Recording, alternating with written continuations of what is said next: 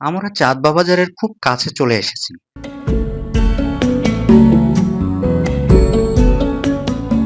আপনারা পর্দায় এখন চাঁদবা বাজারটি দেখতে পাচ্ছেন।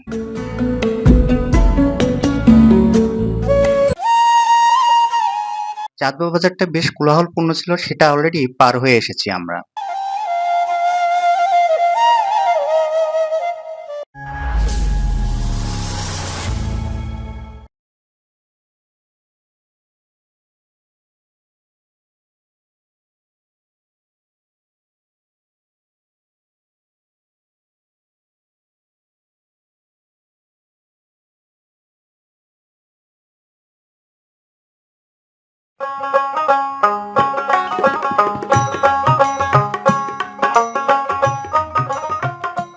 দুপাশে সবুজ গাছপালা আর ছোট ছোট ঘরবাড়ি পেরিয়ে আমরা এসে পৌঁছেছি চাঁদবা বাজারে।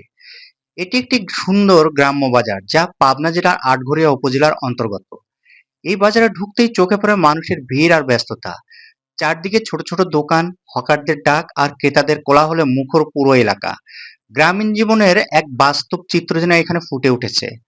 তাজা সবজি, মাছ, ফলমূল থেকে শুরু করে নিত্য প্রয়োজনীয় সব জিনিসই পাওয়া যায় এই বাজারে। দোকানদারদের আন্তরিকতা আর ক্রেতাদের হাসিমুখ এই জায়গাটাকে আরো প্রাণবন্ত করে তুলেছে। চাঁদবা বাজার শুধু কেনাকাটার জায়গা নয়, এটি স্থানীয় মানুষের মিলন মেলাও কেন্দ্র। প্রতিদিনের গল্প, আড্ডা আর জীবনের ছোট ছোট মুহূর্তগুলো এখানেই জমে ওঠে। আমরা চলতে চলতে এই কোলাহল আর জীবন্ত পরিবেশ উপভোগ করছিলাম।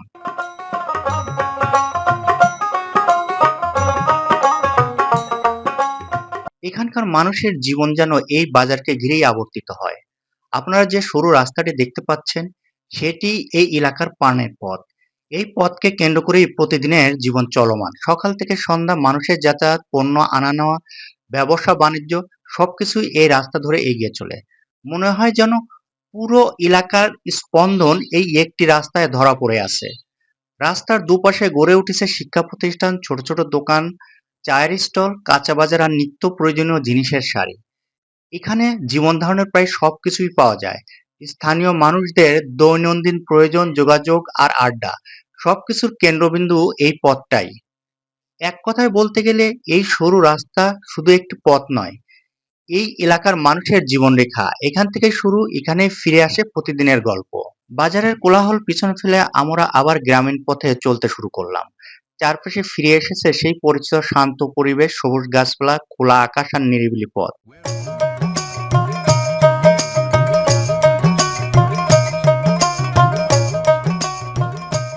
সত্যি বলছি, দৃশ্যগুলো এক কথায় অসাধারণ। রাস্তার দুপাশে সারি সারি সবুজ গাছপালা আর দিগন্ত জোড়া বিস্তীর্ণ মাঠ জুড়ে সবুজ ফসল। প্রকৃতির যেন এক অপরূপ সাজ। এই পথ দিয়ে যেতে যেতে চোখ জুড়িয়ে যায় বারবার। শহরের কোলাহল থেকে দূরে এমন শান্ত আর স্নিগ্ধ পরিবেশ মনকে একদম অন্যরকম প্রশান্তি দেয়। হালকা বাতাসে দুলছে ফসলের শীষ, পাখির ডাক আর চারপাশে নীরবতা, সব মিলিয়ে এক স্বর্গীয় অনুভূতি তৈরি হয়েছে। এমন দৃশ্যের মাঝে চলতে চলতে সময়টা যেন থমকে দাঁড়ায়, আর আমরা শুধু উপভোগ করতে থাকি প্রকৃতির এই সুন্দর মুহূর্তগুলো।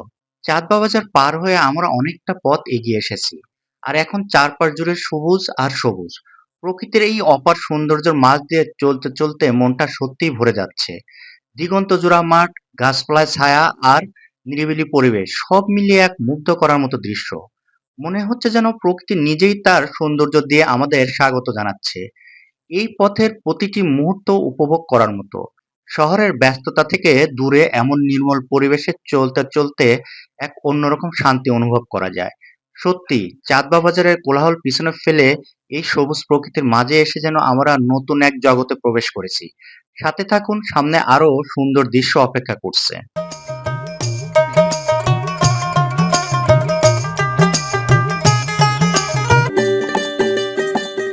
সেই একই মনোমুগ্ধকর দৃশ্য, রাস্তার দুধার জুড়ে সবুজ গাছপালা ছড়িয়ে ছিটিয়ে থাকা ছোট ছোট ঘরবাড়ি। প্রকৃতির এই স্নিগ্ধ পরিবেশ যেন চোখ আর মন দুটোই ভরিয়ে দিচ্ছে। তবে একটা বিষয় লক্ষণীয়, এখানে মানুষের চলাচল বেশ কম। শহরের মতো ভিড়ভাট্টা নেই, নেই তাড়াহুড়ো। ফলে এই পথ দিয়ে চলাটাও হয়ে উঠেছে অনেকটা আরামদায়ক। নিরিবিলি রাস্তা, হালকা বাতাস আর চারিপাশে সবুজে ঘেরা পরিবেশ সব মিলিয়ে ভ্রমণটা যেন আরো উপভোগ্য হয়ে উঠেছে। এমন শান্ত পথে এগিয়ে যেতে যেতে মনে হয় গন্তব্যে পৌঁছানোর চেয়ে এই পথ চলাটাই আসল আনন্দ।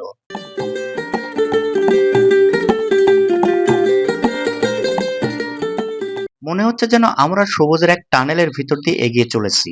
দুপাশে ঘন সবুজ গাছপালা মাথার উপর ছায়া তৈরি করে এক অন্যরকম অনুভূতি দিচ্ছে। আমি বসে আছি আশরাফের পিছনে। আর আমাদের সাথে আরো আছে কয়েকটি বাইক। সে বাইকগুলোতে রয়েছে সেলিম, মিনু, শাহিন, আনিস, সবুজ এবং লিপন। বন্ধুদের এই ছোট্ট কাফেলা যেন পুরো ভ্রমণটাকে আরো প্রাণবন্ত করে তুলেছে। হাসি, আড্ডা, মাঝে মাঝে থেমে যাওয়া, আবার নতুন করে যাত্রা শুরু। সব মিলিয়ে এক দারুণ অভিজ্ঞতা। এই পথ চলার প্রতিটি মুহূর্ত আমরা উপভোগ করছি। আমাদের এই বাইক ভ্রমণের মাধ্যমে আমরা চেষ্টা করি নতুন নতুন জায়গা, অজানা পথ আর আনন্দের গল্প আপনাদের সামনে তুলে ধরতে।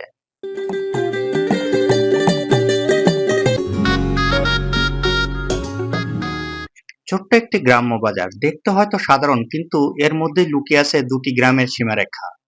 আসলে এটাই চাঁদবা গ্রামের শেষ প্রান্ত।